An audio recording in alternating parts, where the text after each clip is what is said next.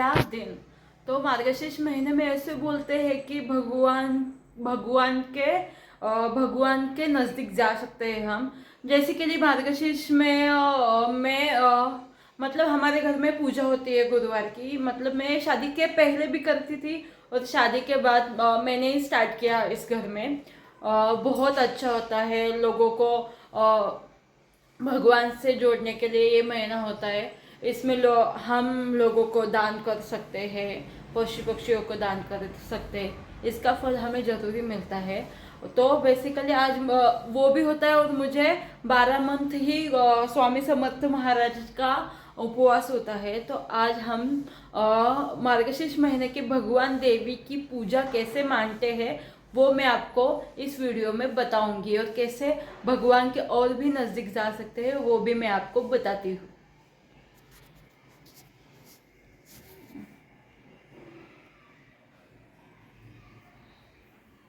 उससे पहले घर की पूरी तरह से साफ सफाई करनी है, जैसे कि झाड़ू मारना, और जिस जगह हम पूजा करने वाले हैं ना उस जगह बहुत अच्छे से साफ करनी है। घर में पोंछना है, पूरी तरह से घर अच्छा साफ करना है। उसके बाद रंगोली निकालने वाले हूँ मैं, तो आप देखो, और रंगोली भी निकालूंगी मैं।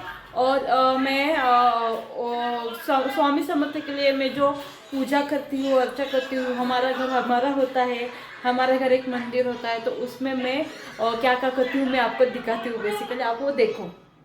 तो उंबरठा हा व्यवस्थितपणे क्लीन करायचा, आणि मी हळदीचंच पाणी घेते, त्यात जास्त प्रमाणे पाणी असते आणि हळद थोडीच असते, आणि मी उंबरठा साफ करते आणि त्यानंतर मी सुकी हळद घेते आणि ती त्याच्यावरून टाकून पुन्हा ते प्रेस करते। त्यानंतर ती हळद मस्तपैकी त्याच्यावर बसते, आणि परी मी जे काय करत असेल ती व्यवस्थितपणे मी बघते की मी काय करते, कारण की तिला मी जे काय करते त्याच्यामध्ये खूप इंटरेस्ट असतो।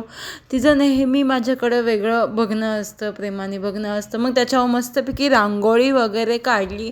रांगोळीचं काम माझ्यासाठी डिफिकल्ट आहे, कारण की रांगोळी मी जास्त काढत नाही, सण वगैरे असेल तेव्हाच काढते, आणि साधारण मी गुरुवारची जास्त करून रांगोळी काढते। तर रांगोळी वगैरे काढली, आणि मग घरातली खूप कामं असतात, त्या दिवशी घर पूर्ण साफ ठेवायला लागतं। खूप खूप घरामध्ये कचरा असतो, कारण की माझ्या घरामध्ये 2 मांजरी आहे, एक व्हाईट आणि एक ब्लॅक, आणि त्यांची केस वगैरे हेअर्स भरपूर घरामध्ये असतात।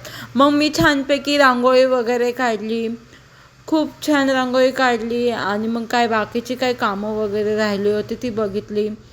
रांगोळी वगैरे काढून घेतल्यानंतर मग मी पुस्तक वाचवायचं ठरवलं, वाचून घेतलं, कारण 4-5च्या दरम्यान मी पुस्तक वाचून घेतलं, आणि मग छानपैकी असं मध्ये मी देवाचे पाय काढले होते, आणि मी हातानेच काढते ते। नंतर देवाची मांडणीची सुरुवात झाली, तर त्याच्या नवीन करकरीत त्याच्यावर कापड टाकायचं लाल कलरचं, ते मी ठेवलं, कापड व्यवस्थितपणे केलं, पाट्याच्या आसपास रांगोळी काढली, आणि मग काय अजून काय असतं ते सामान सगळं एकाच जागी गोळा केलं।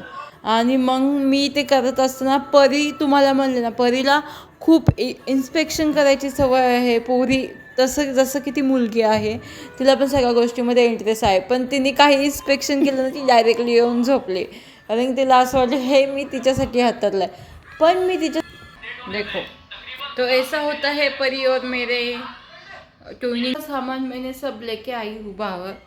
भगवान का फ़ोटो चाहिए, तो परी का इंस्पेक्शन ख़त्म हो गया और वो अब जा रही है। उसे समझ आया कि मेरी माँ कुछ तो कर रही, तो उसका ऐसे रोज़ाना चला ही रहता है मेरे संग।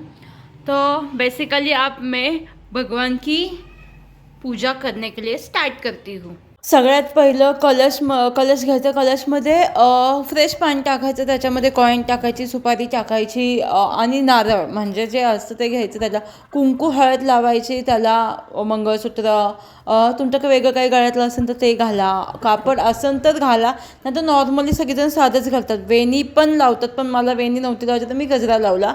त्यानंतर 5 फळं, देवीचा फोटो लागते, कारण की परी माझी रांगोळी पुसेन, एवढी मी मेहनत केली सकाळपासून, त्याचीच मला काळजी लागून राहते। ठीक आहे, बघू आता संध्याकाळी कथा वाचायची आहे, तर त्याच्यासाठी मला घरातली कामं ऑलरेडी कंप्लीट करायला लागणार आहे। संध्याकाळचं पण सगळं करून पण मी बेसिकली 4 वाजेपर्यंत मी सगळं माझं रुटीन कंप्लीट करणार आहे आणि मग मी आता कथा वाचणार आहे.